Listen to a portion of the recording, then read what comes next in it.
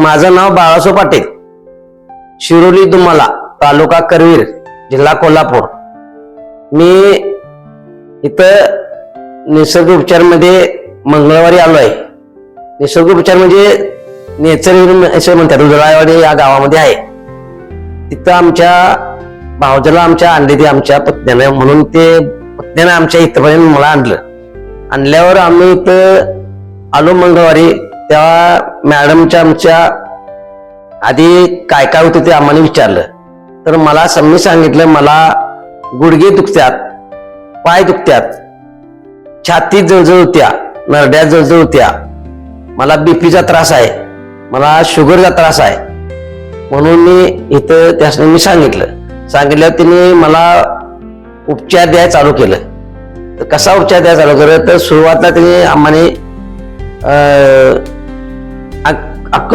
Puncture म्हणून का घ्यायला लागतं म्हणून सांगितलं।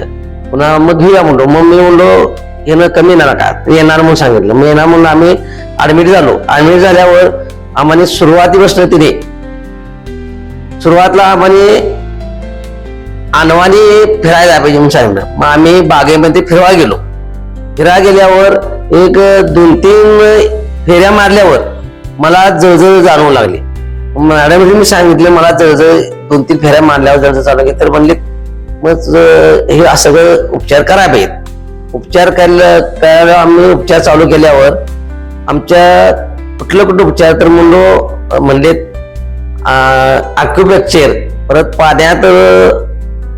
पाण्याचं घ्यायला पाहिजे, मसाज करायला पाहिजे, मसाज ते करायला चालू केलं। परत 1-2 दिवसानं मला हळूहळू त्याचं हे जाणवू लागलं। मला माझ्या सगळ्या त्यांनी मला गोळ्या बंद केल्या, गोळ्या बंद केल्यावर सुद्धा माझी बीपी आणि शुगर नॉर्मल दावाली। कशामुळे ह्या उपचारामुळे सगळ्या जाणवायला लागली।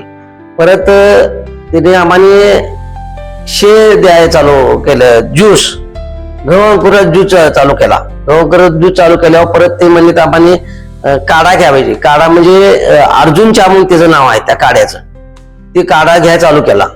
परत आम्ही मग 2-3 दिवसांना आणि आमचं तिने हे चालू केलं, म्हणजे काय योग हे घ्या चालू केलं, योग घ्या चालू केल्यावर परत त्याच्याबरोबर मला जरासं फरक जाणवू लागला। माझं हात पाय दुखायचं, गुडघं दुखायचं कमी आलं। उपचार घेतल्यामुळे माझं कमी आलं, त्याच्या योगाला सुद्धा कमी आलं। मग 2-4 दिवसानं नाव फेऱ्या वाढायला गेल्यावर पहिल्यांदा 3 मारल्यावर, दुसऱ्या दिवशी 4 मारल्या, 5व्या दिवशी 5-6 मारल्या, काय जाणवू लागलं नाही। जाणवू लागलं हे कशामुळे झालं, हे काढ ज्यूस ह्याच्यामुळे सुद्धा इथल्या जेवणाचा फरक आहे। जेवणाचा फरक म्हणजे काय, जेवण शी द्यायला लागलं, ज्यूस वेगवेगळ्या तऱ्हेचं ज्यूस द्यायला लागलं, त्याच्यामुळं काड्यामुळे हे सगळं आमचं व्यवस्थित चालू झालं। पाण्यात बसायला लागलो, पाण्यात बसल्यावर मला ते बी जाणवू लागलं, मग सगळं आता व्यवस्थित आहे। त्याच्यामुळे मला काय त्रास कमी झालाय सगळा। मला चालता येत नव्हतं का नाही, त्याच्यामुळे आता 5-6 फेऱ्या म्हणजे आता 10-11 फेऱ्या मारल्या तरी सुद्धा मला माझ्या नरड्यात किंवा ह्याच्यात काय छाती काय दुखायचं बंद झालं।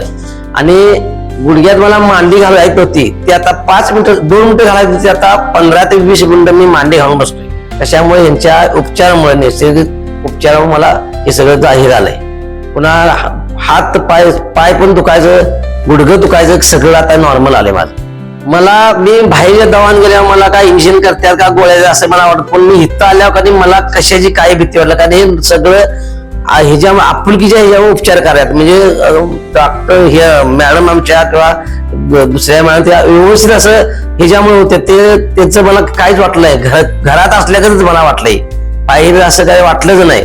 कारण दुसऱ्या दवाखान्यात गेल्यावर सलाईन लावत्यात का इंजेक्शन करतात का आणि काय फाडाफाडी करतात, ही फाडाफाडीची किंवा औषध सुई तर नाहीच आहे।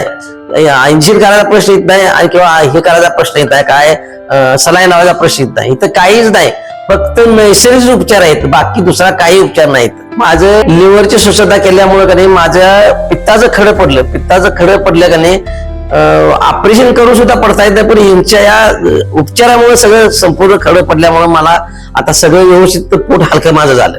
हे टॉयलेटला का नाही कमीत कमी 25 वेळा गेलो, तर मला काय ते नाही म्हणजे असं अशक्तपणा वाटला किंवा भेटायला काही वाटलं नाही यांच्या उपचारामुळे। आता मला अजिबात म्हणजे काही सुद्धा वाटत नाही बाबा हे माझं दुखतंय किंवा राहतंय किंवा काय होईल असं काय वाटतं. माझं व्यवस्थित सगळं आहे. आता व्यवस्थित म्हणून आम्ही आता घरी निघालो. इथनं आम्ही गेल्यावर आम्ही नैसर्गिक असेल तेच खायला पाहिजे. इथलं आम्ही आता हे नेणार आहे काय ते गहू अंकुरून नेणार आहे. गहू अंकुरून एक नंबर आहे ते गहू अंकुरून नेणार आहे. इथं काढ नेणार आहे. त्या पद्धतीने आम्ही जेवण हे करणार आहे. आणि कसं तरी उबड खाऊन चालणार नाही आहे. हे नैसर्गिक उपचार प्रमाणेच खावे. नैसर्गिक खायला पाहिजे तर हे व्यवस्थित राहणार नाही तर व्यवस्थित राहणार नाही.